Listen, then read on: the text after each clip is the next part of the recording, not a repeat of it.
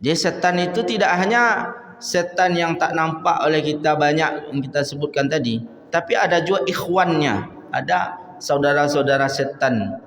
Dan saudara-saudara setan itu juga banyak dari manusia, minal jinnati wan nas. Bahkan di akhirat dalam Al-Quran ada debat antara setan dengan malaikat itu. Yang melindungi setan itu menjawab ada manusia yang membelanya. Sampai di akhirat pun juga manusia atau kawan setan ini tidak berhenti membela setan. Sampai dijawab, ditanya setan, yang menjawab adalah manusia pada waktu itu. Dalam Al-Quran begitu dialognya nanti. Dan memang kalau ada gangguan pikiran kita dalam solat, itu memang tugas setan sebenarnya. Ada profesi setan itu yang memang menggoda orang sedang solat. Siapa nama setannya Bapak Ibu? Ada nama khanzab, ada namanya disebut khinzib.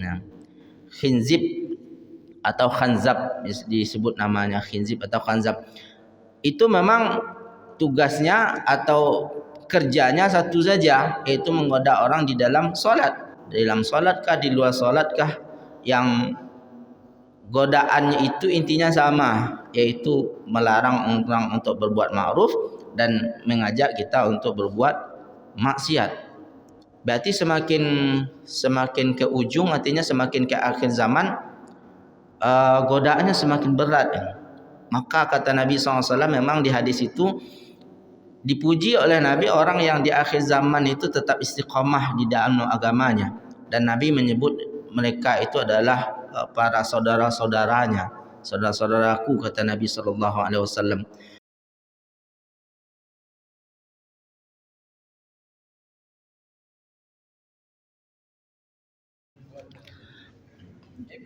Bismillahirrahmanirrahim. Assalamualaikum warahmatullahi wabarakatuh. Alhamdulillahi rabbil alamin.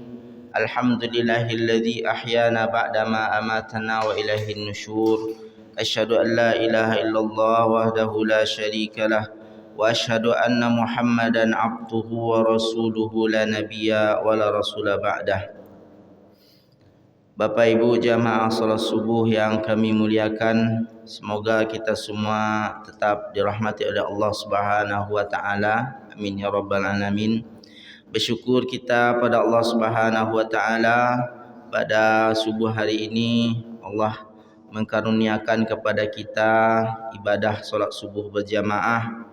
Semoga Allah terima ibadah kita dan istiqamahkan kita di jalan kebaikan. Amin ya rabbal alamin. Kemudian juga kita bersalawat untuk junjungan kita Nabi Muhammad sallallahu alaihi wasallam. Allahumma salli ala Muhammad wa ala alihi wa sahbihi ajma'in. Pada subuh hari ini adalah jadual Ustaz Dr. Khairun Nas Jamal. Beliau izin karena sedang di luar daerah. Semoga urusan beliau dimudahkan oleh Allah Subhanahu wa taala. Diumumkan, maaf tetap diumumkan di WA beliau yang mengisi setelah minta izin kepada beliau karena mencari siapa penggantinya, cuma tidak dapat. Maka kita lanjutkan kajian beliau, yaitu tentang ayat atau tafsir dari ayat dalam Al-Quran yang berkaitan tentang akhlak.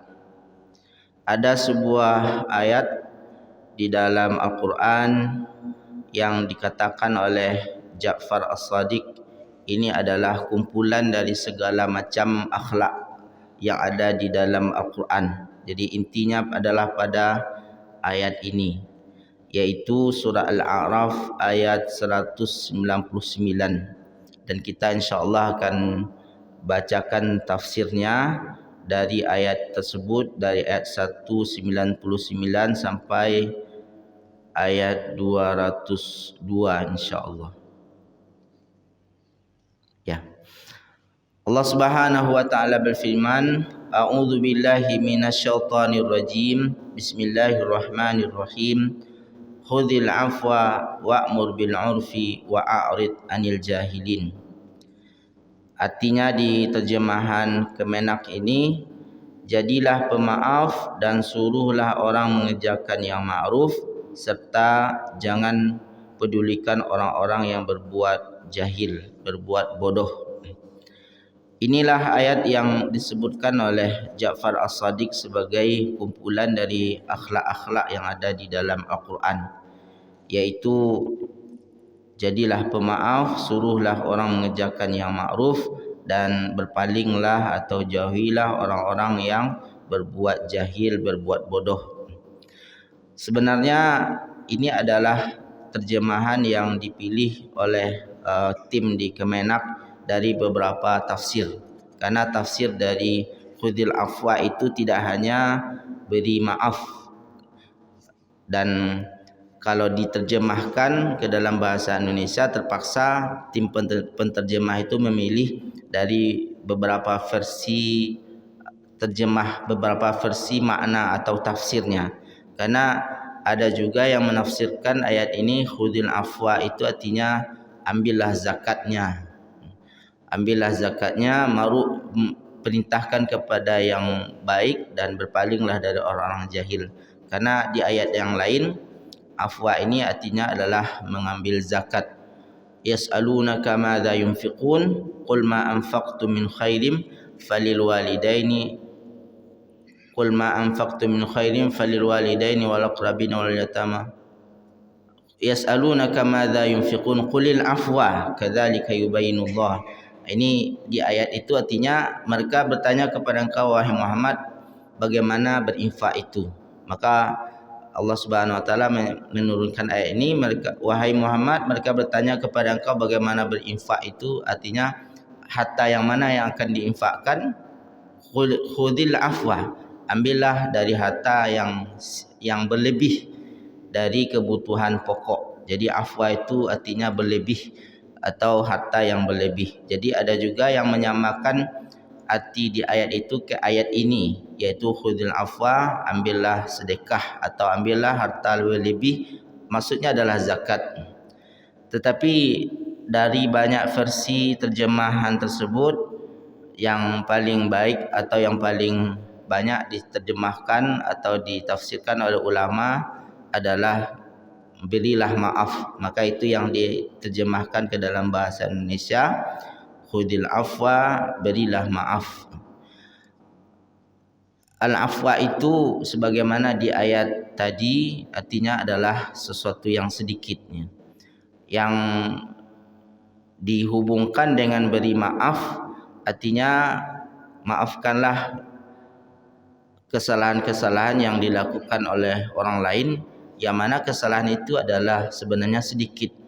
Kenapa sedikit? Kecuali kalau hal-hal yang menyangkut tentang agama atau yang menyangkut tentang penjagaan yang 5 di dalam Islam yang kita diperintahkan untuk menjaganya, yaitu menjaga jiwa, menjaga nyawa, menjaga kehormatan, menjaga agama dan yang lainnya. Kalau berhubungan dengan yang 5 itu baru namanya besar. Tapi kalau hanya sekedar selain dari yang 5 itu, selain dari agama, selain dari keturunan, selain dari kehormatan, maka semua itu adalah dianggap kecil, al-afwa. Apa di antaranya? Diputuskan hubungan silaturahim, tidak ditegur sapa, dihina, yang semacam dengan itu, difitnah. Itu adalah hal-hal yang dianggap kecil di dalam kejahatan yang dilakukan oleh orang lain. Maka hal-hal yang seperti itu dalam ajaran akhlak di dalam Al-Quran, sikap kita sebagai Muslim adalah maafkan. Dan ini adalah pekerjaan yang sangat berat sekali. Cuma karena Al-Quran ini adalah berisi tentang ajaran, tentang akhlak, dan Nabi SAW telah mempraktekkannya, sehingga kata Aisyah radhiyallahu anha, akhlak Nabi itu adalah Al-Quran. Sehingga ini baik untuk ditiru, baik untuk dikerjakan dan membawa kita kepada kebaikan dan keselamatan. Tentunya untuk bisa memaafkan kesalahan orang lain tidak mudah dan perlu latihan-latihan. Di antara latihan yang kita bekali diri adalah mengetahui ayat yang memerintahkan itu. Bahwasanya kenapa kita maafkan bukan karena takut, bukan karena hal-hal yang lain, kecuali karena ada perintah dari Allah Subhanahu wa taala. Di sanalah bisa datang kenyamanan melakukannya, memaafkan kesalahan orang lain karena Allah Subhanahu wa taala yang memerintahkan. Apa hasil dari memaafkan kesalahan orang lain? Tentu kita ketika disandarkan kepada Allah Subhanahu wa taala, maka Allah Subhanahu wa taala akan memberikan hasilnya. Diserahkan juga hasilnya kepada Allah Subhanahu wa taala, dan Allah Subhanahu wa taala tidak akan membiarkan yang ma'ruf, yang baik itu tanpa diganjal dengan atau tanpa dibalas dengan balasan yang baik. Bisa di dunia dan di akhirat tentunya dibalas oleh Allah Subhanahu wa taala. Diambil arti itu juga karena ada riwayat dialog antara Nabi Muhammad sallallahu alaihi wasallam dengan malaikat Jibril ketika ayat ini diturunkan. Nabi Muhammad sallallahu alaihi wasallam bertanya kepada malaikat Jibril, maksudnya apa? Kemudian malaikat Jibril menjawab, innallaha amaraka an ta'fu amman zalamaka wa tu'ti man haramaka wa tasil man qata'aka. Ini dalam riwayat. Apa maksud ayat ini wahai Jibril? Maka kata Jibril, sesungguhnya Allah Subhanahu wa taala wahai Muhammad menyuruh engkau untuk anta'fu amman zalamaka, untuk memaafkan orang yang menzalimimu. Wa tu'ti man haramaka, engkau beri orang yang tidak mau memberi kepada engkau. Artinya memberi kepada orang yang pelit. Wa tasil man qata'aka, engkau hubungkan silaturahim dengan orang yang memutuskannya dengan engkau. Maka ini tepatlah diartikan kalau khudhil afwa itu adalah berilah maaf. Didukung oleh hadis ini yang diriwayatkan dari sahabat Sufyan atau Ibnu Uwainah dari Nabi sallallahu alaihi wasallam. Al-afu, memberi maaf itu juga maksudnya adalah ada beberapa kalimat yang artinya adalah maaf di dalam Al-Quran. Di antaranya ini adalah al-afu.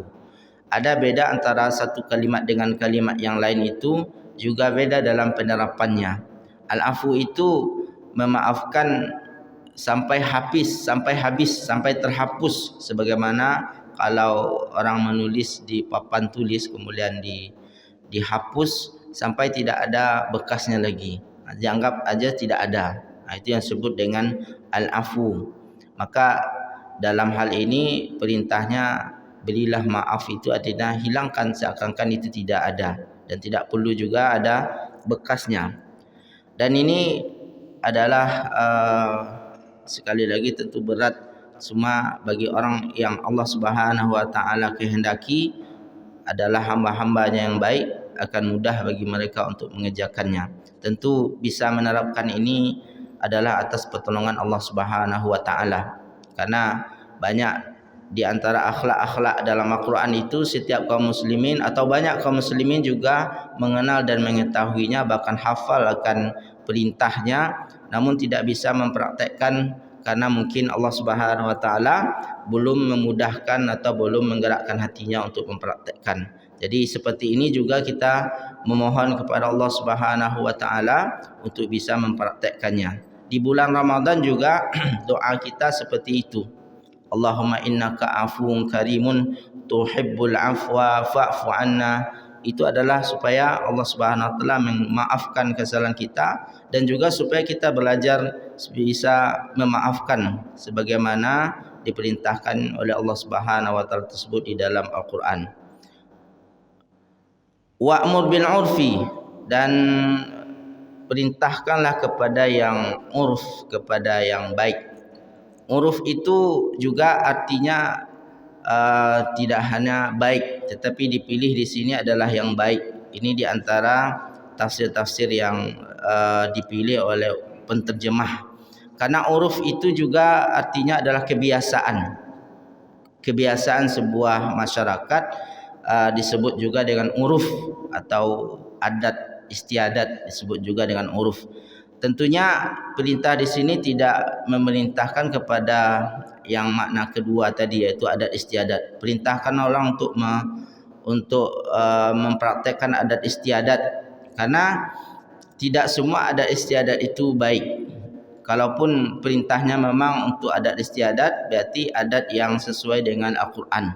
Karena ada sebagian kebiasaan masyarakat itu yang tidak sesuai dengan Al-Quran, bahkan berlawanan dengan Al-Quran, seperti halnya menjaga aurat misalkan. Karena adat sebuah negeri atau kelompok masyarakat ada yang tidak boleh menutup aurat misalkan. Dan ini adalah adat yang tidak diperintahkan. Maka tidak cocok juga diterjemahkan suruhlah orang untuk membiasakan atau mentaati adat istiadatnya. Tidak semua seperti itu. Diartikan di sini suruhlah orang untuk mengerjakan yang baik atau yang ma'ruf. Yang baik atau yang ma'ruf disebut dengan ma'ruf itu karena sudah tahu semuanya, ma'ruf terkenal itu. Maka dianggap yang baik itu sebenarnya semua kita sudah kenal, sudah tahu. Walaupun tidak ada Al-Quran yang dibaca atau tidak ada hadis yang dibaca sebelumnya, tapi Allah Subhanahu wa taala mengilhamkan kepada semua manusia itu yang baik itu mana, yang jelek itu mana. Dan bahkan dalam hadis Nabi SAW, untuk mengetahui yang baik dan yang buruk itu Nabi memerintahkan kepada kita, kalau tidak tahu petunjuknya, tanya kepada hati. Istafti qalbak, kata Nabi. Minta fatwalah ke dalam hatimu. Jadi kalau seandainya ini baik atau buruk, maka pada hal-hal tertentu sesuai dengan hadis itu, minta fatwa kita ke dalam hati kita masing-masing. Tanya ke dalam hati. Kalau mau mengerjakan atau meninggalkan, renungkan dulu apakah ini baik atau buruk. Maka setelah perenungan di dalam hati itu menunjukkan dengan sendirinya mana yang baik yang harus dikerjakan, mana yang jelek yang harus ditinggalkan. Karena banyak juga orang yang mengerjakan larangan Allah atau yang jelek atau yang buruk tersebut, mereka sedang berlawanan dengan menolak bahasa atau menolak perintah hatinya. Sebenarnya hatinya menolak, tapi karena nafsu yang besar, mereka mengikuti hawa nafsu, mereka tetap mengerjakannya. Maka disebut yang baik itu sebagai hal yang ma'ruf, yang diketahui. Karena pada dasarnya kita semua bisa membedakan mana yang baik dan mana yang buruk. Kalau seandainya ditambah lagi dengan membaca ayat Al-Quran atau dengan membaca hadis Nabi SAW, maka itu hanya untuk menguatkan mana yang baik itu dan mana yang jelek itu. Karena detail-detail tentang mana yang baik dan mana yang jelek itu berkaitan tentang pahala yang besar yang Allah Subhanahu wa taala janjikan bagi mengerjakan yang baik, dan juga pahala yang besar bagi yang meninggalkan yang jelek. Pada dasarnya kita bisa mengetahuinya, maka disebut dengan ma'ruf atau sesuatu yang diketahui. Wa a'rid 'anil jahilin, dan berpalinglah dari orang-orang jahil. Berpalinglah dari orang-orang yang bodoh atau orang-orang yang jahil. Umar bin Khattab radhiyallahu anhu pernah didatangi oleh seorang yang secara langsung berbicara atau berbicara kasar kepada Umar bin Khattab. Wahai Umar, sesungguhnya engkau tidak memberi kami bagian yang banyak. Artinya tidak memberi dengan sesuai yang mereka inginkan, pembagian harta lah atau pembagian makanan. Dia marah kepada Umar radhiyallahu anhu, wahai Umar, engkau tidak memberi kami pemberian yang jazil, yang baik, dan engkau tidak bersifat adil. Karena dengan cara penyampaian yang kasar kepada Umar bin Khattab, orang ini memprotes atau mengkritik Umar bin Khattab secara langsung. Umar juga marah pada waktu itu. Dan ketika Umar marah, maka sahabatnya yang bersama dengan Umar ibn Uwainah, kalau tidak salah, yang bersama dengan Umar pada waktu itu menyampaikan kepada Umar ayat ini. Wahai Umar, khudhil afwa wa'mur bil 'urfi wa'rid 'anil jahilin. Mendengar ayat ini dibacakan, ada kalimat wa'rid 'anil jahilin, maka kata orang ini, wahai Umar, dia itu adalah jahil. Maka perintah Allah di sini, ketika ada orang jahil, berpalinglah dari mereka. Dan Umar bin Khattab radhiyallahu anhu berhenti marah dan tidak memberikan hukuman apapun kepada orang yang mengkritiknya tadi. Berarti betul kalau maknanya adalah wa'rid 'anil jahilin, tinggalkan orang-orang yang jahil atau orang yang bodoh itu, artinya jangan diambil hati kalau seandainya ada orang yang berbicara, ada yang mengkritisi, ada orang tidak tahu kemudian mengkritik dan berkata yang kasar, maka sebaiknya adalah seperti ayat ini, a'rid anhum, maka berpalinglah dari mereka, biarkan saja dan tidak perlu diambil hati atau dihukum bertindak kasar sebagaimana mereka bertindak kepada kita. Wa'rid anil jahilin. Kalau dibawa ke zaman kita, sebenarnya yang membuat kita sakit hati itu adalah jahil ini. Adalah banyaknya orang-orang jahil. Jahil itu tidak hanya maksudnya orang bodoh, tidak mengerti tentang 2 tambah 2 berapa, 5 tambah 5 berapa. Tapi maksud dari bodoh ini bisa jadi orangnya pintar. Sebagaimana gelar yang disampaikan oleh, yang dilekatkan kepada Abu Jahal. Abu Jahal itu artinya bapak bodoh. Dia bukan bodoh dalam IQ-nya, bukan bodoh dalam otaknya, tapi dia cerdas sebenarnya. Karena orang Arab jahiliyah itu, yang orang kafir menamai beliau dengan Abul Hakam. Abul Hakam sebaliknya, kalau Abu Jahal itu artinya bodoh, Abul Hakam itu artinya pintar, cerdas. Jadi dua nama yang bertentangan kepada orang yang sama. Abul Hakam juga nama dia, Abu Jahal juga nama dia. Digelari dengan orang cerdas, juga digelari orang yang bodoh dalam satu waktu. Maka maksud dari jahil yang digelarkan oleh Muslim Nabi Muhammad kepada Abu Jahal tersebut adalah bodoh dalam makna akhlak, bukan dalam makna kepintaran otaknya. Akhlak maksudnya akhlak kepada Nabi, akhlak kepada Islam, dan akhlak kepada Allah Subhanahu wa taala. Mereka tidak mengamalkan atau tidak berbuat sebagaimana mestinya di dalam Islam. Orang ada atau manusia yang tidak beramal sebagaimana yang mestinya di dalam Al-Quran, maka namanya jahil atau bodoh, atau tidak mengetahui. Orang yang tidak mengetahui tentang keadaan kita atau keadaan kelompok umat muslim, bukan berarti dia bodoh dalam segala hal, tetapi ketika dia tidak mengetahui keadaan kita yang sebenarnya, kemudian mengkritisi, sebenarnya kita kerjakan, dia bilang tidak mengerjakan, atau sebaliknya sebenarnya kita tidak mengerjakan, dituduhnya mengerjakan, berarti dia adalah jahil di dalam bidang ini.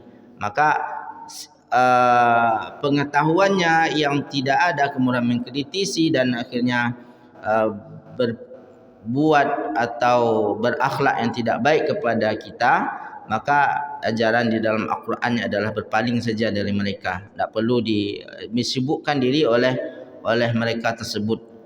Dan ini sebaiknya dimiliki oleh semua muslim, sifat seperti ini, supaya tidak terjadi keributan di dalam masyarakat, tidak saling membalas sehingga merasa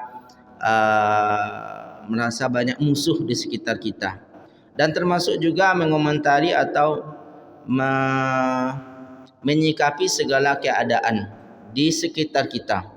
Tidak hanya berhubungan antara satu orang dengan orang lain, kita dengan tetangga atau kita dengan kawan, tetapi juga keadaan di sekeliling kita, tentang negara misalkan, tentang politik, tentang ekonomi.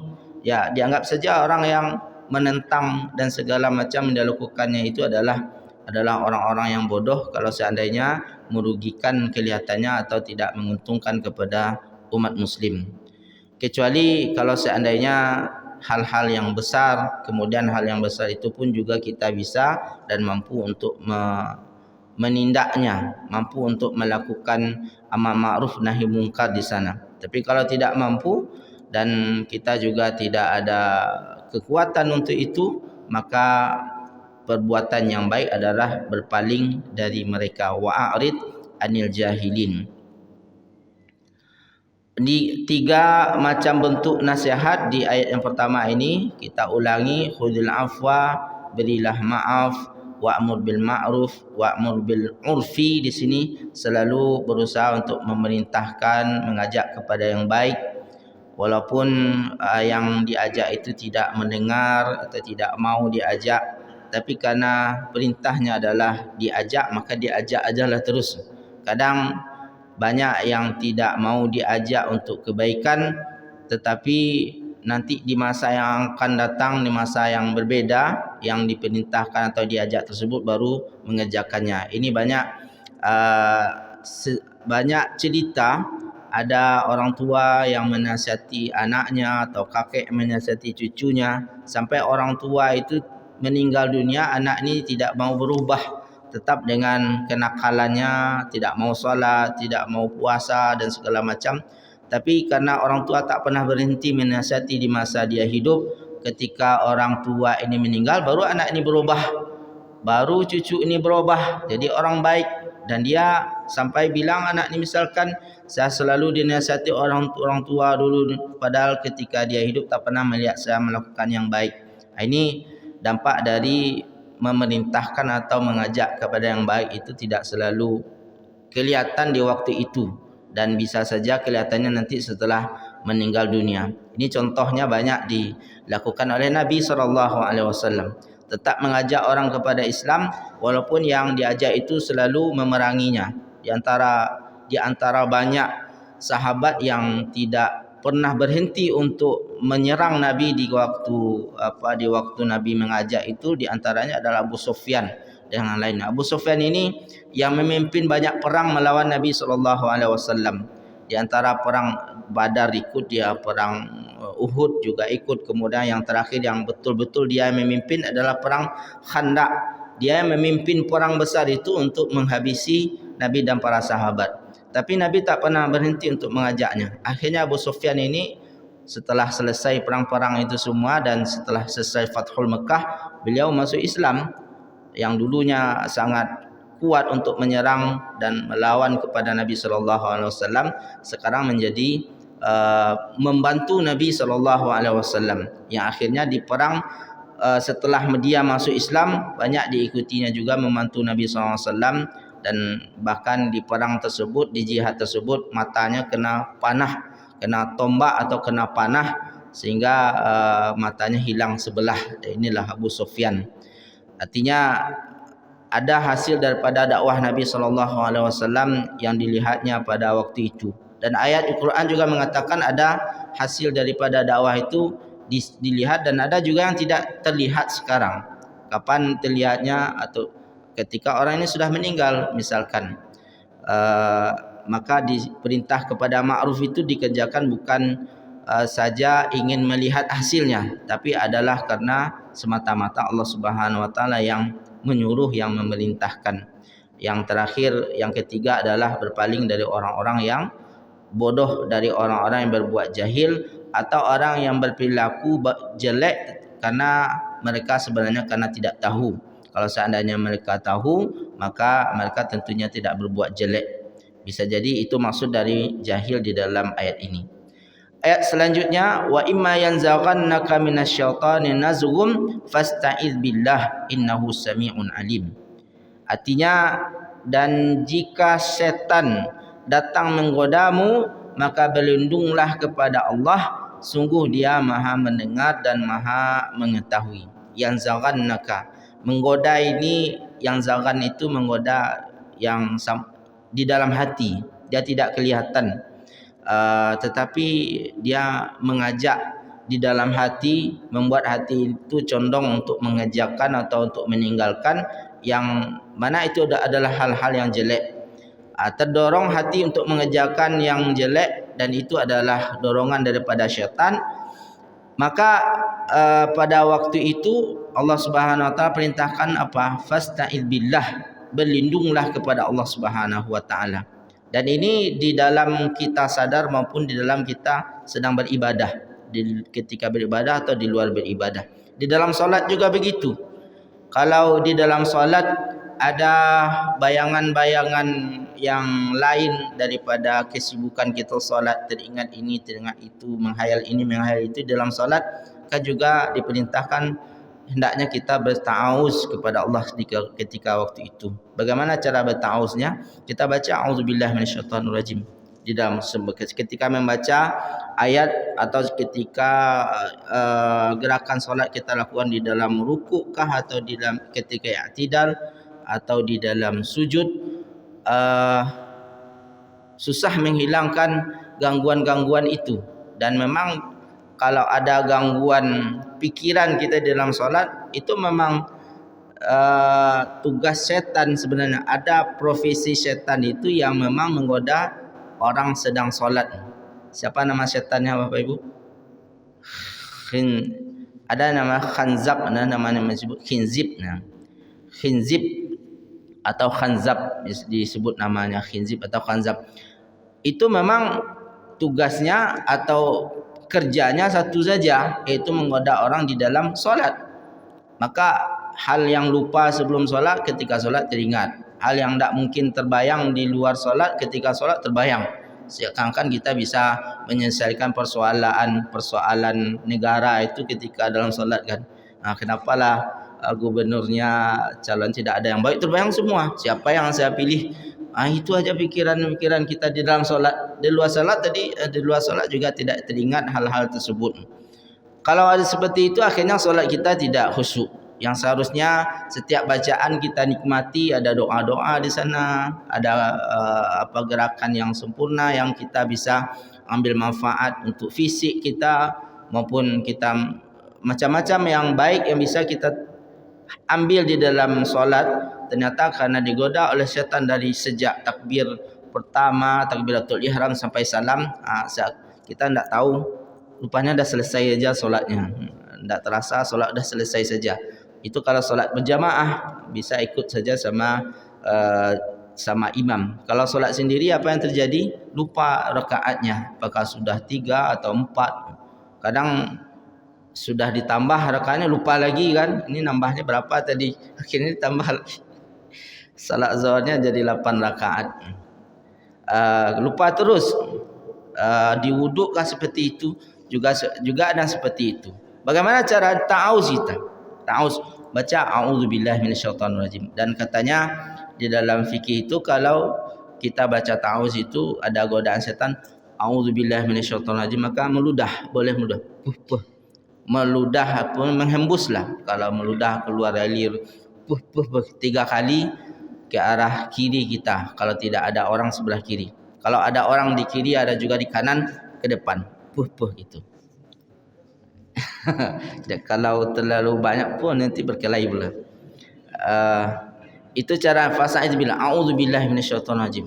Kita baca boleh dalam surah a'udzubillahi minasyaitonirrajim. Di dalam ibadah begitu. Di luar ibadah juga begitu semuanya. Dan rupanya memang hembus-hembusan itu banyak, ada beberapa perintah yang cara melaksanakan dihembus gitu. Jadi yang dikerjakan oleh dukun itu ada juga khasiatnya berarti kan.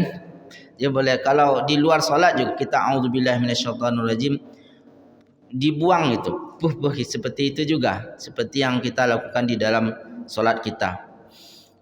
Sama seperti kita mau mentransfer bacaan Al-Quran ke dalam air, misalkan kita baca Al-Fatihah, kemudian kita buka air seperti ini, kita baca Al-Fatihah, setelah itu juga dihembus ke air gitu. Dan tidak harus ada air liurnya yang turun. Seperti itu formalitasnya saja. Cuma seperti itu ajarannya. Baik. Dalam solat maupun di luar solat kita diperintahkan untuk ta'awuz. Dan di ujung ayat Allah mengatakan innahu sami'un alim. Itu harus kita yakin. Allah itu maha mendengar dan maha mengetahui. Ya, kita baca itu dalam hati kita, dibaca dalam solat atau di luar solat, pastilah Allah Subhanahu Wa Taala mendengar. Yakin saja kita sedang berlindung kepada Allah dari syaitan, maka hasilnya juga kita serahkan kepada Allah Subhanahu Wa Taala bagaimana perlindungannya yang akan Allah Subhanahu Wa Taala berikan kepada kita. Dan termasuk juga zikir pagi, zikir sore yang kita diajarkan membacanya seperti la ilaha la ilaha illallah wahdahu la syarikalah lahul mulku wa lahul hamdu yuhyi wa yumitu wa huwa ala kulli syai'in qadir, yang dibaca sampai 100 kali dalam sehari di pagi hari maupun 100 kali di sore hari, maka kita akan dilindungi oleh malaikat yang banyak dari macam godaan syaitan atau dari kejahatan yang dilakukan oleh syaitan serta pengikut-pengikutnya di hari itu. Kalau dibaca di sore hari, maka terlindung kita di malam sampai paginya. Kalau dibaca pagi, dari pagi sampai sore dilindunginya. Ini berarti hal yang kita tidak nampak, yaitu syaitan yang gaib menurut kita, suatu waktu akan mengganggu kita di dalam hati kita dan bisa mengganggu kita di fisik ini. Maka ada zikirnya supaya kita tidak diganggu, baik melalui fisik kita atau dalam hati yang dibisikkan kita untuk mengerjakan, untuk meninggalkannya.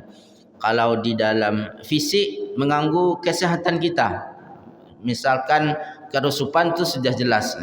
Ada penyakit, misalnya penyakit di fisik kita, penyakit telinga, penyakit mata, yang sebenarnya penyakit itu adalah gangguan daripada setan juga. Cara berlindungnya atau cara sehat dan sembuhnya adalah simpel saja, kita berlindung kepada Allah dari setan tersebut. A'udzubillahi minasyaitonir rajim. Dan Allah Subhanahu Wa Taala suka kita berlindung kepadanya dari setan, dan Allah menunggu kita untuk membaca itu saja. Membaca a'udzubillahi minasyaitonir rajim, ketika kita baca Allah langsung kirim malaikatnya untuk menjaga dan melindungi kita. Ini bentuk perintah juga dari Allah Subhanahu Wa Taala, apakah kita mengerjakan atau tidak. Bagi yang mengerjakan itu adalah hal yang baik, mengerjakan perintah Allah Subhanahu Wa Taala. Bagi yang tidak, berarti tidak memanfaatkan apa yang Allah ajarkan dari akhlak yang baik di dalam Al-Quran. Kemudian innal ladzina taqaw idza massahum ta'ifun minasyaiton tadzakkaru fa idzahum mubsirun. Dan orang-orang yang bertakwa, sifat daripada orang bertakwa itu idza massahum ta'ifun minasyaiton, apabila mereka dibayang-bayangi. Ini dalam pikiran, kalau di dalam ayat, apabila mereka dibayang-bayangi pikiran jahat oleh syaitan, dibisikkan ke dalam hatinya untuk mengerjakan yang jahat, maka bagaimana orang bertakwa itu menyikapinya? Mereka pun segera ingat kepada Allah, tadzakkaru. Kalau dibayangi maka langsung mereka ingat kepada Allah, fa idzahum mubsirun, dan di saat itu mereka akan melihat kesalahan mereka sendiri, atau mereka ketika itu juga mereka akan melihat kesalahannya, atau langsung ingat rupanya ini adalah salah, sehingga mereka tidak jadi mengerjakannya.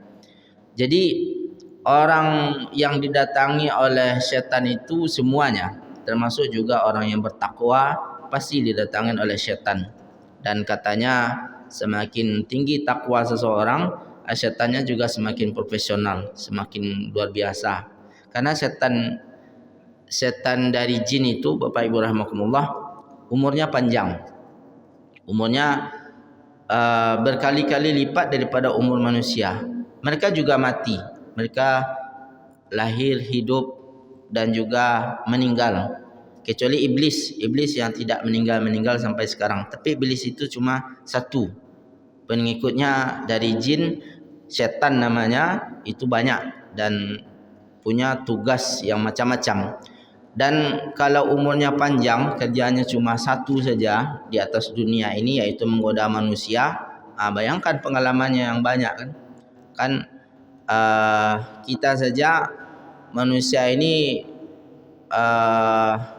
misalkan pernah dikasih jabatan selama 3 tahun untuk jadi RW misalkan, itu bisa berbangga kita kan. Saya aja pernah sudah pengalaman jadi RW 3 tahun. Jadi sudah pengalaman untuk memimpin di RW tersebut, dan merasa sudah banyak ilmu lah, sudah pantaslah untuk memimpin RW-RW yang lain gitu. Bagaimana kalau sepanjang hidupnya kerjanya itu aja, yaitu menggoda manusia, dan kalau tadi ada nama khinzib menggoda orang solat, itu aja kerja. Mana orang solat dia datang, orang solat. Berapa lama dia bekerja seperti itu? Ratusan tahun. Ratusan tahun itu aja kerja. Pengalaman yang banyak itu tentu mudah dia untuk menggoda kita. Karena kita digodanya sekarang pada solat subuh ini. Dulu 100 tahun yang dulu itu juga kerjanya kan. Jadi sudah terbaca pemikiran manusia ini oleh setan. Ini kalau ini orang ini pura-pura soleh ini kan. Kalau seperti ini caranya mudah sekali dia menggoda, tahu titik lemahnya pengalamannya dari orang-orang sebelum kita. Dari bapak kita juga begitu dulu, kakek kita juga digodanya seperti itu dulu. Kalau bapak dan kakek kita tidak takluk, kita dicarinya cara yang lain yang lebih manjur bagi dia untuk menggoda manusia dalam semua hal, dalam solatkah, di luar solatkah, yang godaannya itu intinya sama, yaitu melarang orang untuk berbuat ma'ruf dan mengajak kita untuk berbuat maksiat. Berarti semakin ke ujung, artinya semakin ke akhir zaman, godaannya semakin berat. Maka kata Nabi SAW memang di hadis itu dipuji oleh Nabi orang yang di akhir zaman itu tetap istiqamah di dalam agamanya, dan Nabi menyebut mereka itu adalah para saudara-saudaranya, saudara-saudaraku, kata Nabi SAW. Karena memang semakin, kalau kita lihat dari setan tadi, semakin ke ujung zaman setannya semakin banyak dan semakin hebat. Kalau kita disebut maksiat itu dulu juga ada maksiat kan. Aurat juga banyak dahulu, zaman dahulu juga banyak aurat, hiburan juga banyak di zaman dahulu. Tapi setannya dulu dan sekarang mana yang banyak? Lebih banyak sekarang. Kenapa? Karena setan lama meninggalnya. Setiap hari dia beranak terus. Kalau di Kumbansari ini dulu setannya 10.000, sekarang sudah 40.000 yang menggoda kita mungkin kalau kita hitung begitu. Dan tidak ada cara untuk lari selamat dari godaan setan tersebut kecuali dengan berlindung kepada Allah. Jangan kita sok-sokan punya ilmu yang banyak, atau maaf, kita sering ikut pengajian, alhamdulillah pengajian banyak. Kadang karena sering ikut pengajian pula ada setan yang pula yang menggoda di sana kan. Apa goda setan? Dibuatnya kita sombong, dibuatnya kita malas mendengarkan pengajian lagi. Karena sudah banyak yang kita dengarkan. Pokoknya tidak bisa kita berlindung dari godaan setan itu kecuali kita minta tolong ke Allah. Fasta'iz billah. Ini sifat orang bertakwa. Banyak-banyaklah bertaus. Auzubillah, auzubillah. Ada yang jelek terlintas auzubillah, auzubillah. Karena dia masuk ke dalam hati. Dia ada di dalam hati, dan ketika meruqyah orang nyatanya begitu. Ketika kita ruqyah orang itu, kalian berapa di dalam? 10 katanya, 1.000 katanya. Kau bisa masuk setan sampai 1.000 sampai 100. Kalau Ustaz Qadri, kawan kami yang memang itu kerjanya setiap hari meruqyah, katanya saya kumpulkan dia semua, saya sembelih semua katanya. 1.000 setan disembelihnya yang merasuki orang lain. Ini bisa banyak, satu orang itu bisa banyak setan. Artinya Bapak Ibu, terlepas kita dari godaan setan yang satu, setan dua, setan tiga, sampai 4 pula yang datang lagi kan. Terlepas kita ketika solat, selesai solat dia datang. Selesai solat kita juga tidak digodanya, nanti keluar masjid dia datang lagi. Tak juga selamat juga di luar masjid, sampai di rumah datang dia lagi. Ternyata di rumah banyak setannya. Ada dari manusia juga di sana kan. Maka di sini caranya adalah fasta'iz billahi. minta tolonglah, minta perlindunganlah kepada Allah Subhanahu wa taala. 3 minit lagi. Innal ladzina taqaw idza wa ikhwanuhum yamuddunahum fil ghayyi thumma la yuqsirun. Nah, ini yang terakhir yang perlu diketahui. Allah Subhanahu wa taala mengatakan, dan teman-teman mereka, orang-orang kafir, orang fasik dan juga setan-setan tadi, wa ikhwanuhum yamuddunahum fil ghayyi, dan teman-teman mereka itu membantu setan-setan dalam menyesatkan, yamuddunahum fil ghayyi thumma la yuqsirun, dan mereka tidak henti-hentinya untuk menyesatkan. Jadi setan itu tidak hanya setan yang tak nampak oleh kita, banyak yang kita sebutkan tadi, tapi ada juga ikhwannya, ada saudara-saudara setan. Dan saudara-saudara setan itu juga banyak dari manusia, minal jinnati wan nas. Bahkan di akhirat dalam Al-Quran ada debat antara setan dengan malaikat itu. Yang melindungi setan itu menjawab ada manusia yang membelanya. Sampai di akhirat pun juga manusia atau kawan setan ini tidak berhenti membela setan. Sampai dijawab, ditanya setan, yang menjawab adalah manusia pada waktu itu. Dalam Al-Quran begitu dialognya nanti. Dan Allah Subhanahu wa taala menyebutkan di sini, wa ikhwanuhum yamuddunahum fil ghayyi. Kawan-kawan setan itu tidak akan pernah berhenti juga untuk menyesatkan. Thumma la yuqsirun. Mereka tidak pernah taksir, mereka tidak pernah absen, tidak pernah tidak pernah kurang, tidak pernah alfa, tidak pernah berhenti. Ini kita ketahui itu supaya kita bersiap-siap bahwasanya ada yang membantu setan. Sudah setan yang susah untuk dilawan karena banyaknya, membantu dari manusia juga banyak. Dan yang membantu dari manusia ini tidak pernah berhenti juga untuk menyesatkan orang-orang baik.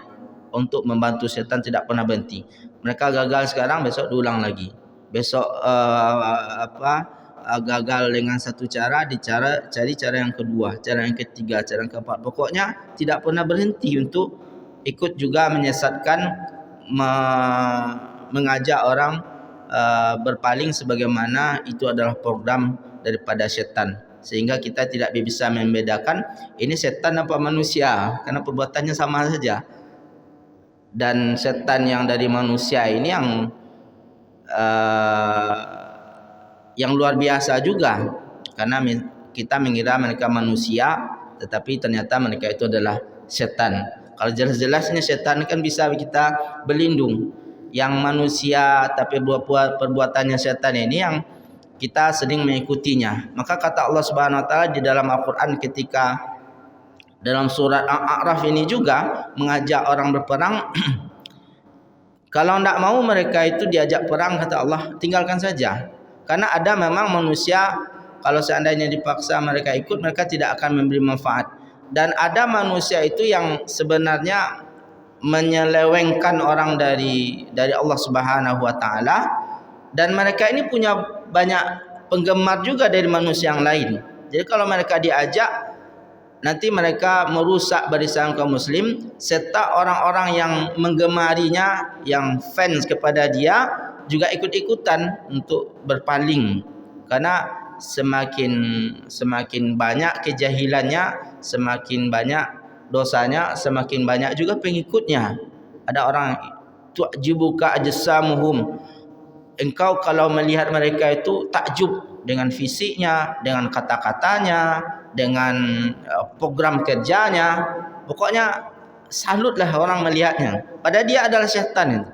Programnya adalah syaitan, yang dikerjakan adalah menguntungkan syaitan, tapi orang tetap salut dan suka kepada dia, itu banyak. Jadi kalau banyak pengikut itu bukan berarti, banyak pendukung itu bukan berarti selalu baik ya, karena setan juga banyak pengikutnya.